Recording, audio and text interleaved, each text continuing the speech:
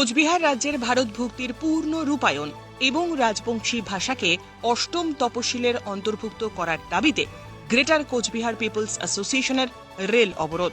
বুধবার সাত সকালে জোড়াই রেল স্টেশনে অবরোধ শুরু করে গ্রেটার কোচবিহার পিপলস অ্যাসোসিয়েশনের কয়েকশো সমর্থক।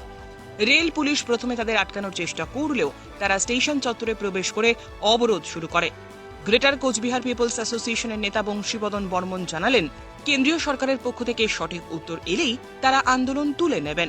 অবরোধের ফলে বেশ কিছু ট্রেন বাতিল করা হয়, কিছু ট্রেন ঘুরপথেও চালানো হয়। পুলিশের কাজ পুলিশ করছে। আমরা গণতান্ত্রিক পদ্ধতিতে কুচবিহারের মানুষ, আমার আন্দোলন করছি গণতান্ত্রিক পদ্ধতি শান্তিপূর্ণভাবে। পুলিশের তো ডিউটি পুলিশ করবেই।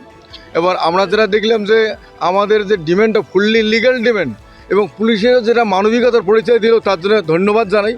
আমাদের এই সত্যটা, আমার এই দাবির কথা যাতে ভারত সরকার দ্রুত সমাধান করে, তার জন্য আমরা আশাবাদী যে রেল দপ্তর দ্রুত ব্যবস্থা নিয়ে আমার এই দাবিটা সম্পূর্ণ করার জন্য চেষ্টা করবেন।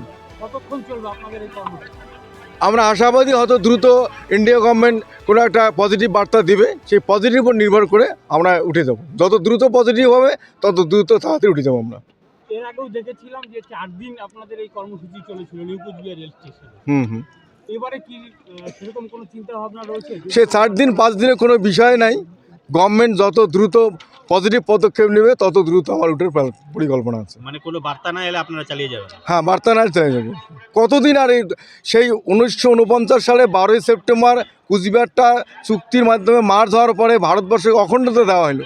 সেদিন ভারতবর্ষ প্রতিশ্রুতি দিতে কুচবিহারের মানুষের জন্যে, সে প্রতিশ্রুতির একটাও চুক্তি পালন করেনি। তার কতদিন ধৈর্য থাকবো? ওই জন্য আজকে আমরা আসছি, যতক্ষণ ভারত সরকার পজিটিভ কিছু কয় নাই ততক্ষণ আমার এই রেল অবরোধ চলবে। ব্যুরো রিপোর্ট, উত্তরের প্রহরী।